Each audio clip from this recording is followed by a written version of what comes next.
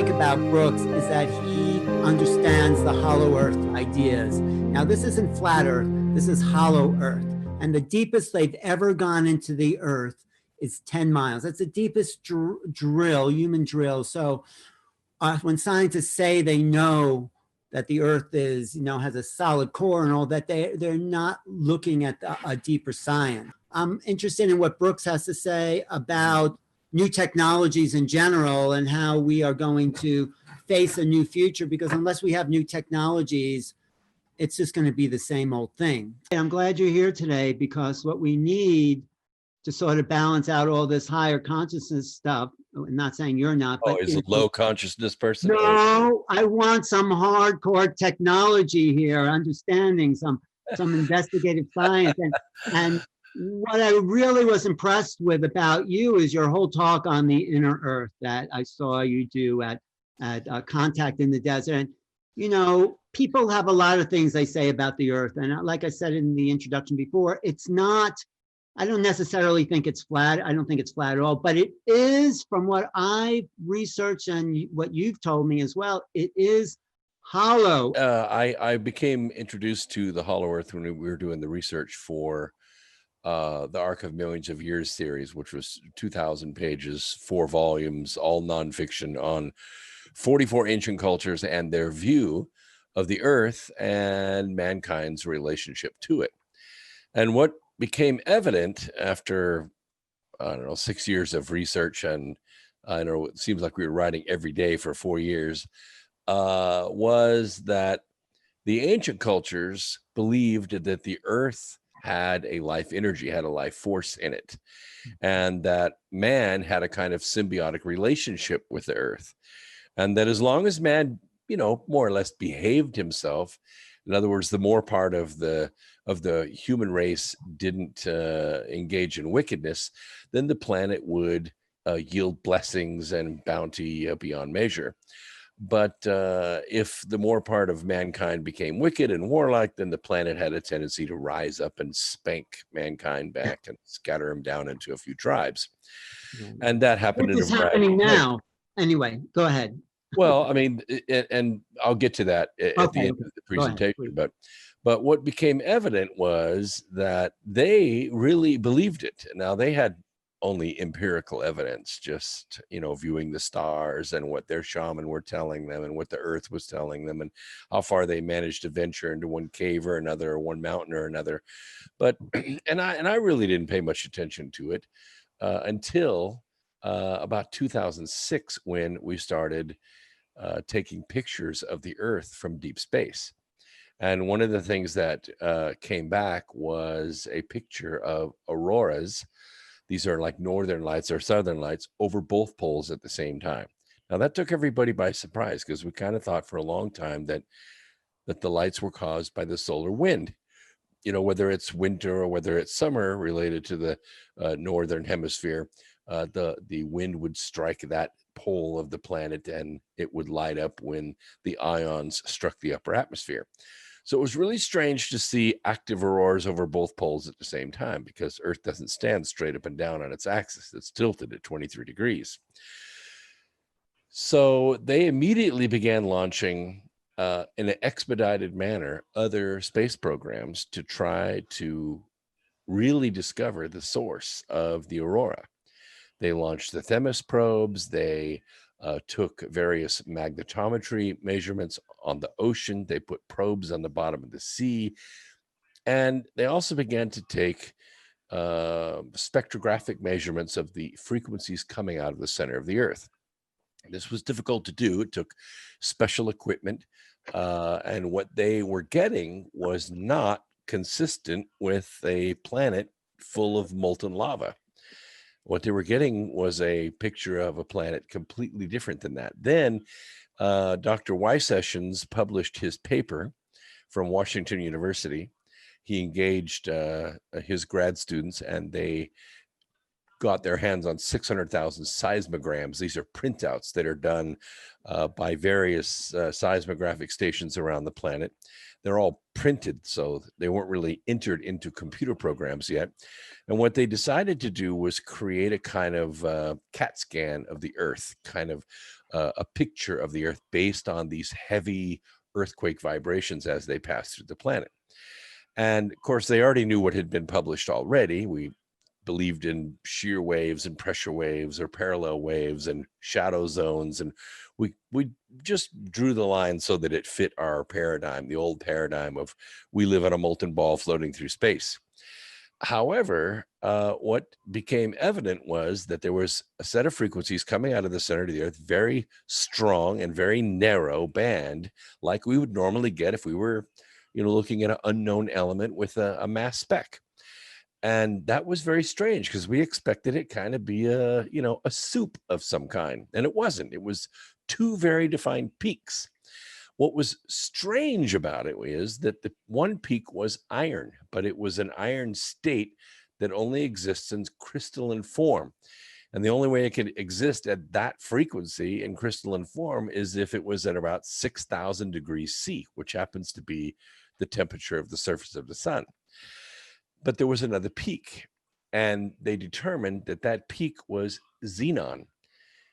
And this solved a big mystery for us, because in chemistry, there's a principle called the partial pressure, law of partial pressures. And what this basically means is if you have a liquid that's in, let's say, a Pepsi bottle, the headspace of that bottle, you can take a sample of that headspace, and the molecules that are suspended in gaseous form will be proportional to the molecules that are in liquid form. It's called the law of partial pressures. However, when they take that sample of Earth's atmosphere, we see the xenon in the sea, but we don't see the xenon in the air. It's gone. About 95% of it was missing. And they discovered it locked into this crystalline matrix in the center of the Earth. And now this measurement was then validated by Carnegie Science. Carnegie Science did a much more elaborate experiment. They tried to duplicate the conditions, and they created what's called the diamond anvil press. This is a big industrial diamond about this big, and they cleave it in half. And then they put a crucible in between the two halves, and then they take a hydraulic ram and they crush this crucible with iron infused with xenon, and then they shoot a laser through the diamonds to heat that iron up to 6,000 degrees C. And they got exactly the same set of frequencies. So now we know what the core of the Earth is made of, and we suspect that it is rotating much faster on the same axis as the planet than the crust is. And that's why we have the magnetosphere that we do. That's why it's undulating all the time, because of the Coriolis effect. Everything started falling into place. So I said, well, let's put together a presentation. Let's take it around the country, and let's see if we can raise enough awareness to it to launch an expedition above the Arctic Circle and see if we can find an opening in the crust between the Arctic Ocean and this inner ocean that Dr. Y. Sessions discovered with his CAT scan of the Earth. Of course, that is a multi-million-dollar venture, and it's been a while since we've been trying to raise the money to do that. So we're kind of stuck on that. So do you suspect, like, there are many people who have books written about a civilization inside the Earth, and maybe people with greenish skin because of the high copper content? I mean, there's a whole genre of inner Earth books. What do you think about life inside the Earth? Well, I can tell you that if there is space between this core and the inside of the crust, which we believe is somewhere around 900 miles thick, which leaves roughly 1,000 miles between the surface of the core and this inner surface of the Earth. That's 1,000-mile deep atmosphere, full of energy, full of moisture, full of a white light that comes from an iron core, not a fusion star, but like an iron light would be for a grow light. If there is space there, I guarantee you there will be life there. Now, I don't know if it'll be microbial or more complex, but a strange thing happened in 2008. The summer of 2008 was the year that the NOAA decided their regular sampling of rays in Malaysia, like stingrays and manta rays. It turns out rays are very sensitive to pollution, just like, tree frogs in the rainforest. So they take samples every 5 years to look for mutations. Normally they find maybe 20 or 25 new species of rays when they take these samples, because we really don't know everything about our ocean, and we do snag new species. But in 2008, they snagged 1,500 new species of rays. Now, that doesn't come from mutation. That comes from another population altogether. Now, what happened in 2008? Well, as it turns out, the winter of 2007 was a very warm winter in the Arctic, and there was a wind that blew because the jet stream had changed direction. It wasn't the normal polar vortex that we see. It was more lateral across the ice. It created a lot of stress, and a huge state-sized piece of ice calved off of the ice flow. This opened the Northwest Passage for the first time in, I don't know, maybe 500 years. It made a pathway for life to get through that vent in the core up into the Gulf Stream and make its way to Malaysia. Some of this life had been extinct for 1 million years, but it was alive in mature form. So this led us to a location somewhere in a 10,000 square mile, it's about 100 mile by 100 mile window up in the Arctic Ocean, and that's where we're going to go survey. So there's an outer ocean, the Arctic Ocean. We'll just talk about the North Pole. And some people say it flows in to that core. I don't know. Well, and let's also... At least it connects. At least it connects. Now, remember, the crust is about 900 miles thick. So it's maybe a column of water. But you remember the Arctic Ocean up there is 4 kilometers deep, 4,000 meters deep. Right. So, okay, let's go over what it actually looks like, the Earth. So you have the surface and the crust, I guess they call it. And the people have said that's about 800 to 900 miles thick. And that's where the continental shelves kind of drift back and forth on, right? Yeah, well, they're on the very surface of it, and they probably go down maybe 150 miles. And then there's a molten layer in the crust that flows around, and there are openings in that as well. And then there's an inner crust that's cool and obviously has an ocean on the inside of it and mountain ranges and all of that, except there's no horizon there. And where's the iron? Where's that iron that you tested for? The iron is another 1,000 miles into the center of the Earth. So we believe the core is somewhere between 1,100 and maybe 1,300 miles in diameter. The core. And then, well, it's just some of the literature said it's actually a land of the smoky sun from people who've gone out. Some people say the Aurora Borealis is a inner Earth civilization trying to clean our atmosphere. I mean, that's not science for you. That's just hearsay. Would you, or you consider? Yeah, that's, I mean, obviously there are lots and lots of what we call direct observations. These would be, books like Edidorfa, or books like The Smoky God, or various personal testimonies, channelers and such. I can't discount it because I'm a pure scientist. I don't just throw out data because it doesn't agree with me. But what I do look for is validation, reliability, and repeatability, and that is missing from all of that data. What so about? I can't throw it out, but I have no duplication. No. What about Admiral Byrd? Supposedly, he's had records of flying towards the South Pole and over that. Have you looked at that? Oh, absolutely. Yeah, we researched all the factual evidence that we could get.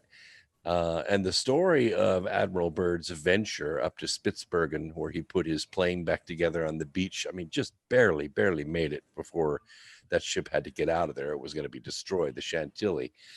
And, there were some differences in his records.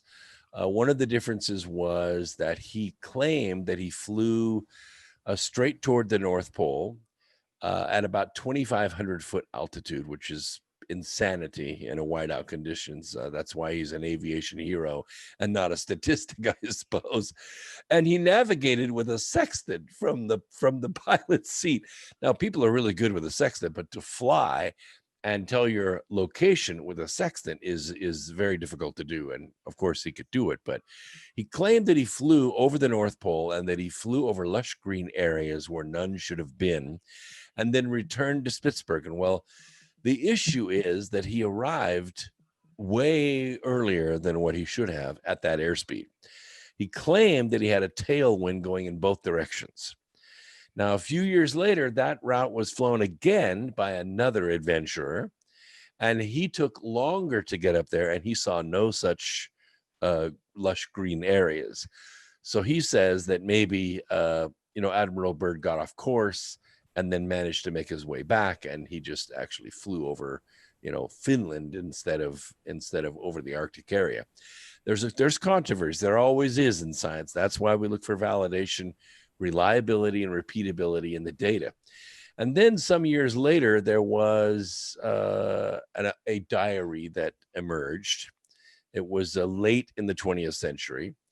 Al Bielek is my contact to that diary. I read it. I did philology on it, which is the study of the structure of language. And I determined that it was a fake, that it was actually fabricated by a forger. Now, a lot of people believe in it because they want to, but I have no evidence that Admiral Byrd actually was captured by some tractor beam, taken into the inner earth, and introduced to some giant race of advanced beings. Well, Al Bielek can be a little suspicious. I mean, I like some of what he says, but he was also hard to pin down at times. But now, what about Linda Moulton Howe's investigation with her whistleblowers into the Antarctic? I mean, these are government people. They say, for one thing, you can't fly directly over the South Pole. That's a no-fly zone for anybody. And yeah, it is a no-fly zone. And one of our members of our team is Brad Olson. He's our Antarctic expert. He actually went down there a year ago and tried to investigate all of these areas. And he talked to several individuals at military bases and people that were actually on the tail end of the research year for that year.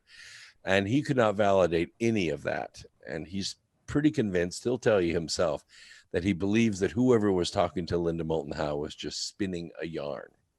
Well, he couldn't validate it because I'm just kind of taking the other side, because these are whistleblowers, top secret. No one someone just coming off a boat would want to relay top secret information if they don't have any government credentials. This is what I'm saying. So true. Yeah, there is something about the Antarctic and we've tried several times to take teams down there, but you have to be affiliated.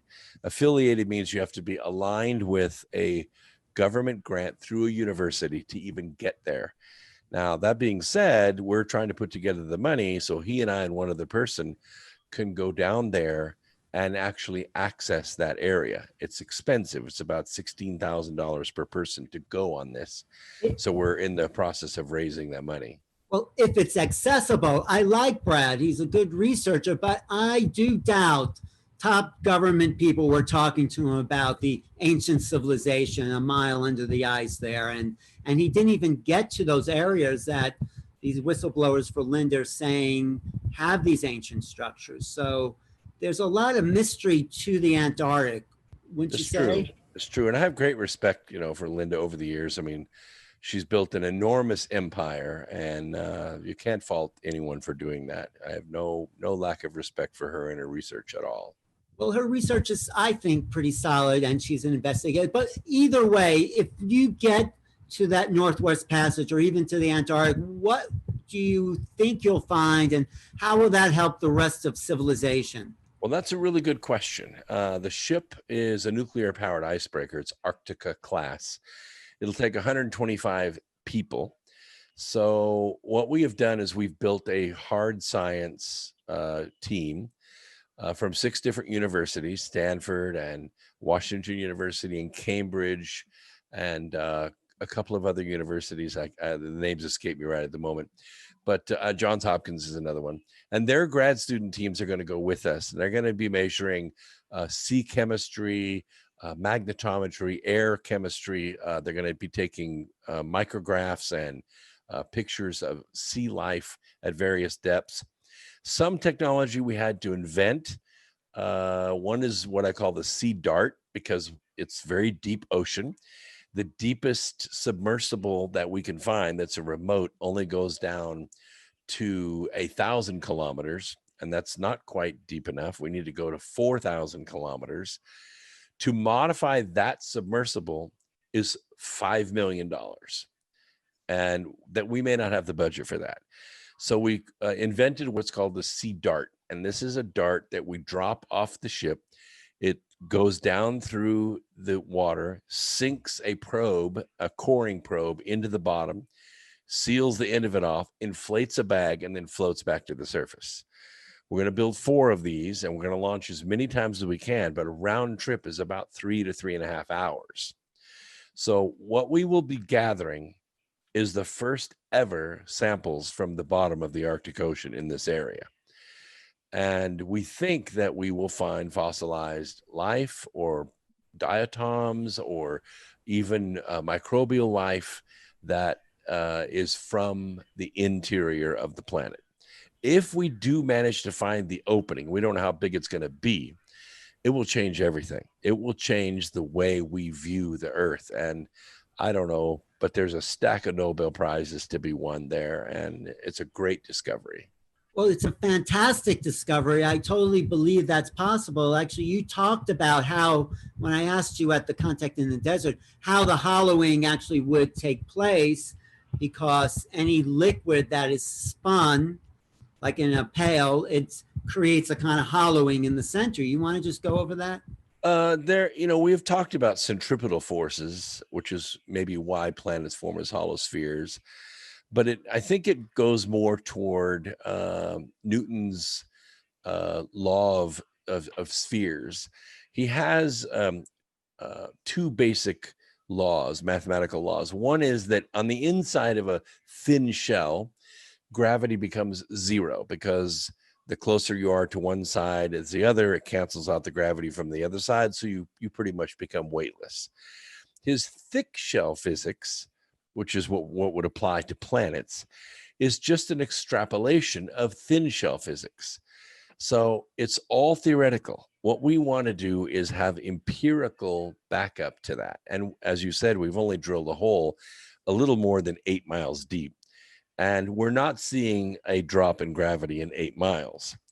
But we have thought experiments that we have run. For instance, if we were in an elevator shaft, in Palm Springs, California, and the shaft went all the way to the center of the Earth, and we decided to step onto a bathroom scale at the surface and then send the elevator toward the center of the Earth, what would our weight be on the scale? Well, by the time we get all the way to the center of the Earth, our weight is 0, because all the mass of the Earth is above us. We're no longer accelerating toward the center of the Earth because we're at the center of the Earth. We're now accelerating toward the crust. And that is why planets form as hollow spheres, some with cores and some without cores. Well, wouldn't the gravity on the inside of the Earth be from the rotation that would then create? Not necessarily, because the centripetal force is so slight at that point. It barely has an effect at the equator of the Earth, at the surface of the Earth, which is 7,100 miles in diameter.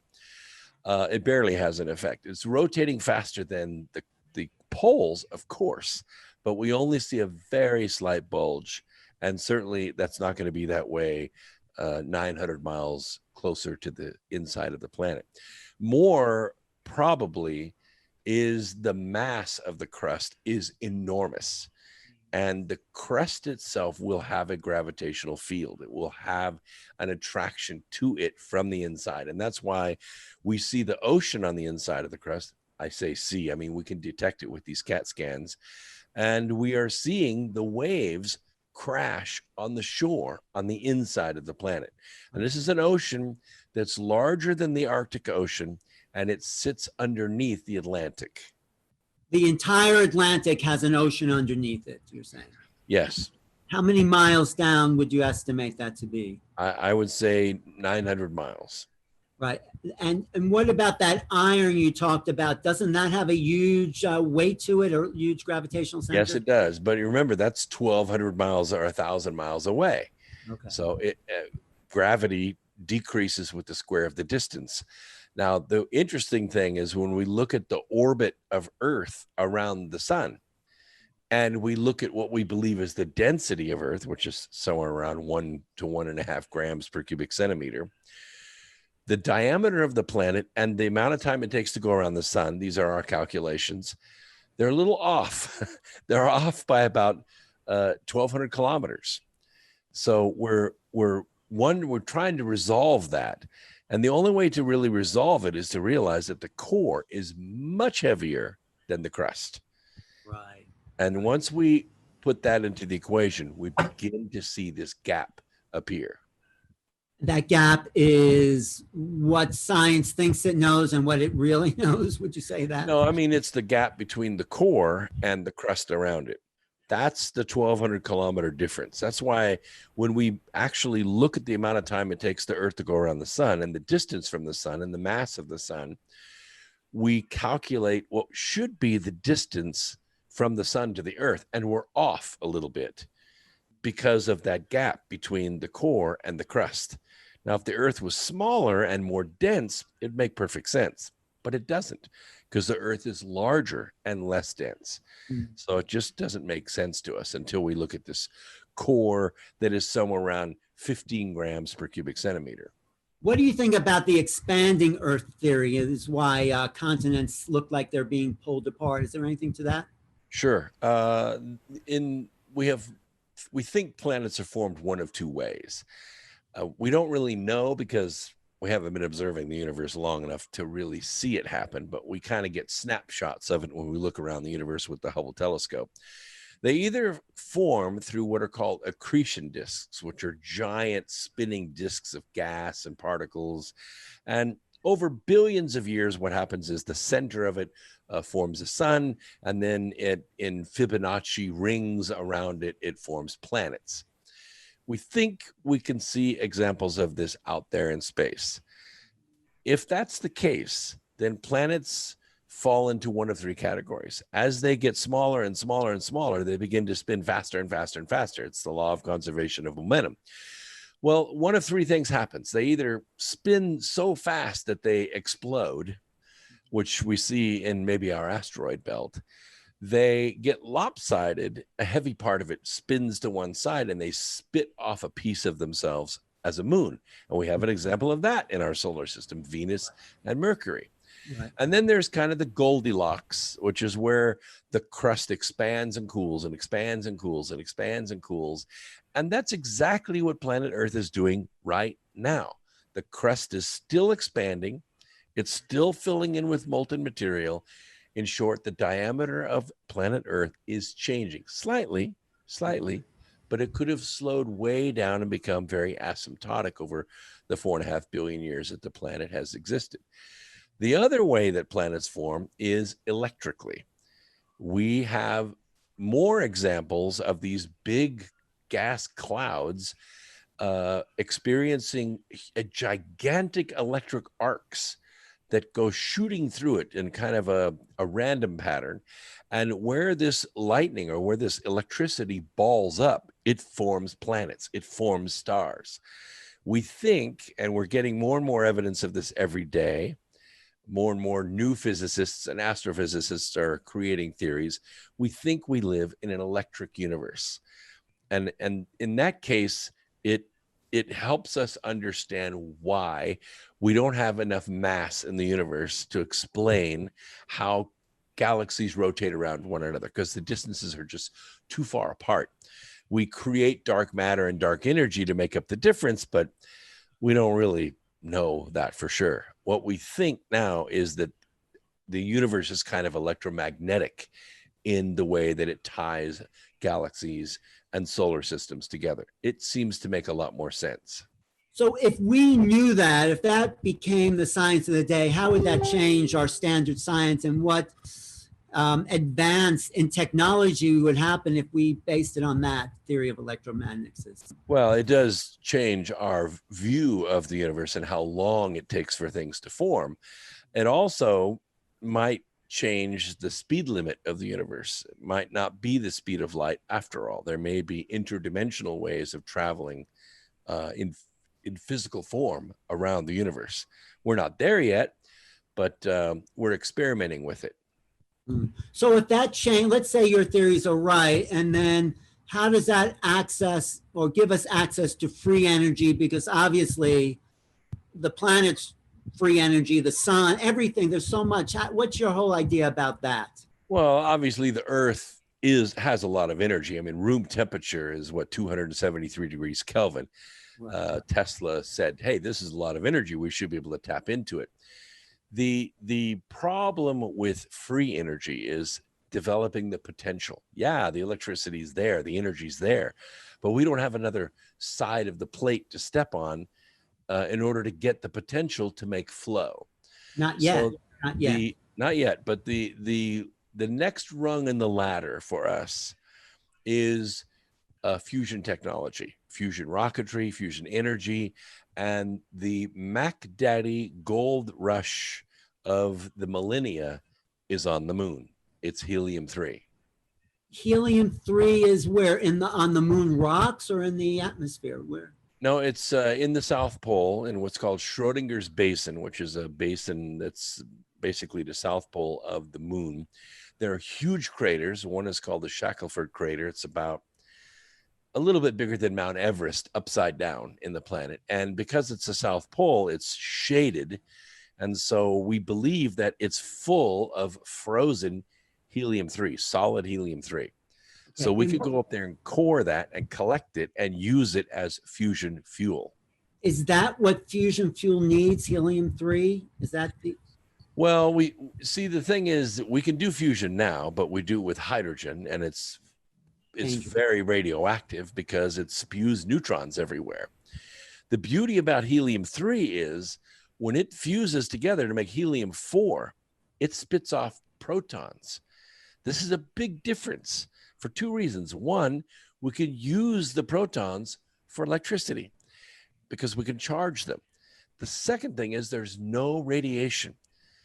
There's no radiation, which means we could replace the cores of all of our nuclear power plants and run them on helium-3 for 1,000 years with no radioactive waste. And all the fuel is sitting 2 days away on the moon. Wow. But someone asked a question here. What if gravity and magnetism were dipolar forces concerning the orbits of galaxies? Also, Nassim Haramein says there's only two forces, no weak or strong. There's only electromagnetism, which pulls things out, and gravity, which pulls things in. They're really poles of the same force. Yeah. Yeah.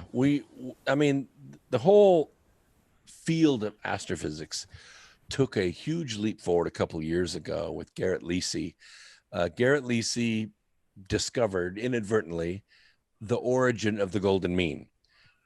And this was an enormous discovery because we know the principle's true. We know that energy that falls upon this, what we call a Fibonacci process of increase, this instantaneous rate of change of 1.618 to 1, or phi, we know that it's constructively interfering. And we believe very strongly that this is how matter is formed. And life itself, not just matter, living matter, would you say? Sure. Well, I mean, all matter is molecular. So yes. But Fibonacci related, I mean, you know, or phi ratios. Right. So, we didn't really know what the origin was, though. We know the principle. We didn't know where it came from. And Garrett Lisi did a marvelous thought experiment, which we then duplicated in physical labs, physical chemistry labs. It's called particle stacking, where we took the, if I can grab it here, we took the tetrahedron, which is the smallest shape that goes from 2 dimensions to 3 dimensions, okay, like a pyramid, but with 3 sides. Right. We stack these as close as we can get them. We draw a sphere around these 4 points, and then we remove the sphere and put a point in the center. It's called point space. Then we draw vertices between those points, which is an 8-dimensional version of matter, of energy. But then we need to get that in the 4th dimension, which is 3rd dimension plus time. You'd think, oh, just cut the sucker in half, right? But that's not the way it works. In spherical mathematics, we have to take the square root. Now, normally when we take the square root, like the square root of 4, you get 2 and 2, right? 2 equal halves. Not so when you divide the point space sphere. You get the ratio 1.618 to 1. And it's validatable and verifiable and repeatable. It has totally changed the field of theoretical physics. We now believe, we now theorize that the fifth force of the universe, which may actually be the primary force of the universe, is consciousness. And as you can tell, that's really changing our field a lot. Guys like Nassim and myself and Garrett and others, we're changing the way we think about physics. Yeah, Dan Winter's someone else who you might want to look into if you don't know him. But so if consciousness is the fifth force, what is the relationship between consciousness and the phi ratio? Because you've discovered a ratio there. Well, that's getting a little bit out of my realm, but okay, we don't have to go there. I got more questions. That's, okay, yeah, that's okay. No, I mean, I think you're you're explaining it. I mean, people have to have a little bit of a background, but I think it's really brilliant. So what do you say then is the future for the planet? If you were in charge of technology, if you, you get the healing, talk about the future for humanity. I think that Mother Nature kind of gave us a boost by giving us, hydrocarbons to burn. And we are, happily shoveling our planet into our gas tanks and burning it. But it's a temporary fix. It's just meant to get us kind of into the Industrial Revolution and know how to build stuff and how to fly. Now we're ready to go to the next level. Now this may, step in the sandbox of the energy barons.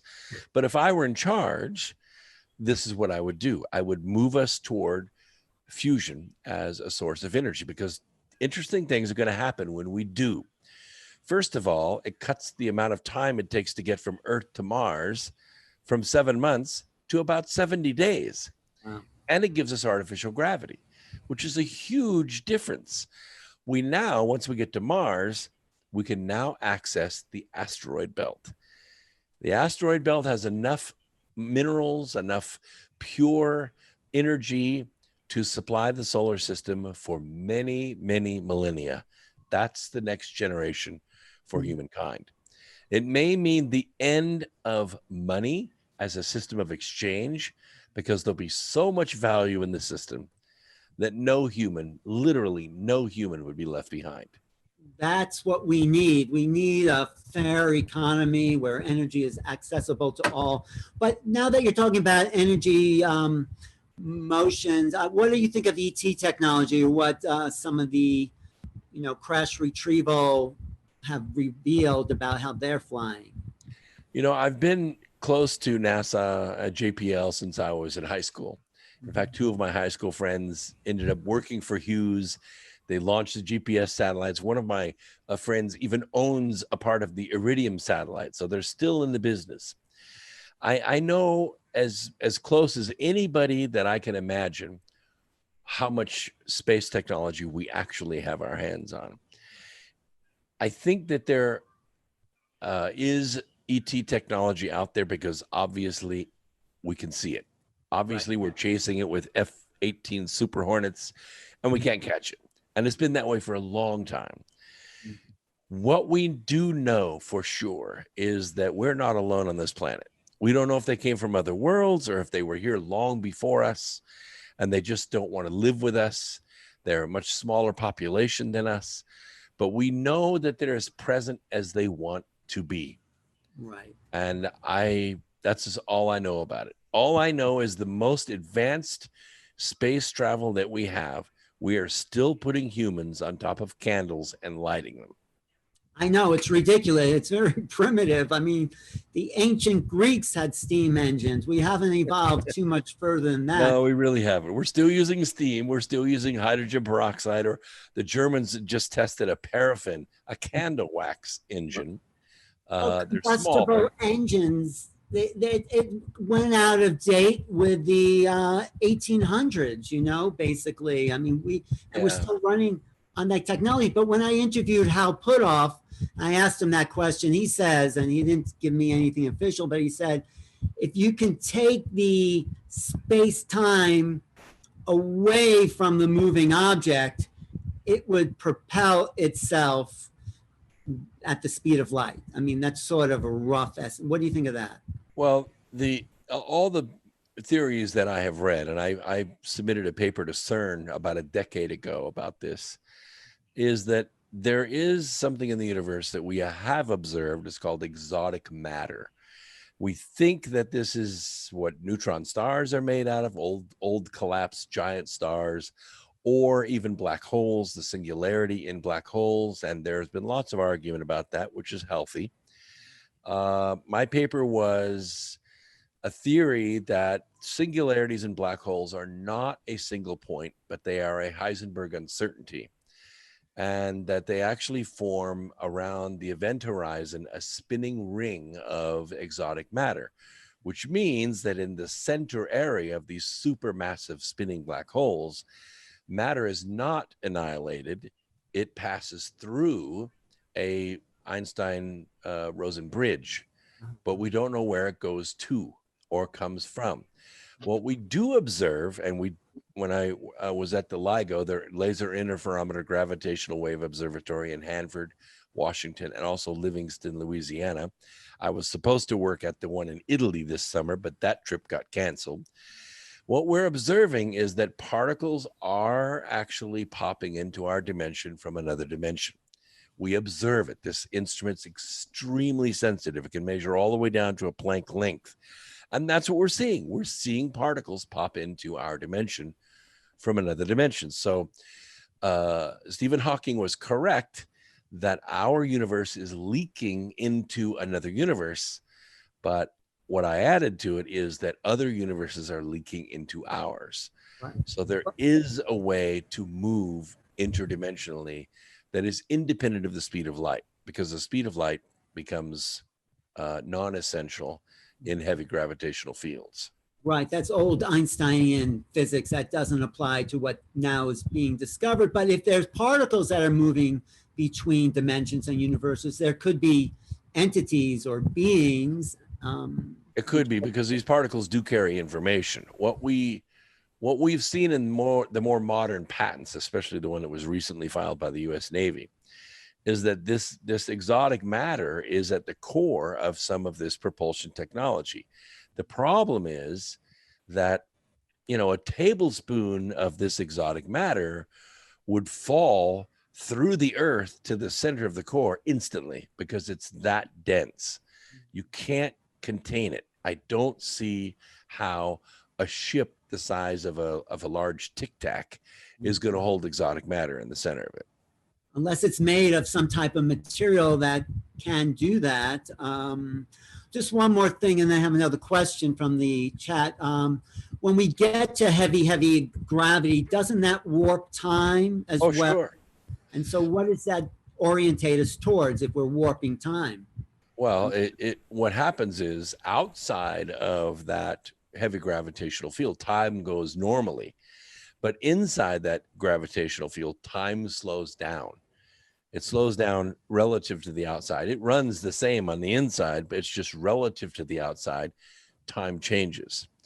And we realize also that at the speed of light, time becomes zero, or mathematically, mass becomes infinity, which effectively means the Big Bang never happened. It's actually human consciousness that slowed the universe down so we can observe it. Wow, that is great. Or maybe not just human consciousness, but this self-awareness that sentient beings have are here to play out in this field of creation. Someone says, do you know what kind of information comes through with those particles? Yeah, we have deciphered a lot of it. Some we can tell if stars are spinning or not, or we can tell what they're made of. We can tell if they're moving toward us or away from us. These are basic bits of information. And we're getting better at it. We're getting more and more particles. We're beginning to decode that information. It isn't like a book, but it is basic information that we can get. So when I say these photons carry information, that's what I mean. I mean, I love what you're telling us, because what you're basically saying is we are at the brink of a new scientific revolution that will make everything. We're past the brink. Okay. The issue is that, I'm sorry to say, in our science anyway, and I think in geology as well, for sure, anthropology and archaeology, they're stuck. they have a religiosity about them, and they will not accept new ideas because you undo all of their PhDs. Right. So you kind of have to wait for the old generation of high priests to die off before the new thinking can make stuff happen. But And I'm isn't sorry to say a lot of it is political because, and my brother was one of them. He's 9 years older than I am. He's now professor emeritus, but that's what he did. He went to DC and got grant money. And Right. so it's very political as well. No, I forgot who said science progresses one funeral at a time, because That's pretty true. And so someone also asked, why aren't we going to Antarctica and Mars? I guess that's a whole other thing, you know. Well, we have active science projects going in Antarctica. The work year is only about 70 days. You go down in November, and you're out in January. That's the end of the season. The Arctic, it's a little bit longer than that. We can go up, late May, and you can stay until almost the end of August, and then it freezes so fast you almost can't beat it. You have to have an icebreaker to get out of there. Well, we could talk for hours about this. I think we have someone else coming, but I really appreciate your groundedness, your scientific mind, and the fact that there is an evolution to knowledge, and we need to embrace that. Sure, absolutely. I'm so on the hard science side that I'm kind of the tether that's keeping the more esoteric people in check, because we can get really crazy with this stuff, and I don't want to lead anybody astray. I want to keep everybody, going toward truth and exploration. And I still want to be on the Ascension panel. Well, yeah, we're ready for you on the Ascension panel. We'll talk to Neil about that. Hey, just give people your information to reach Yes. you. Yeah, absolutely. You can get everything I'm doing at brooksagnew.com.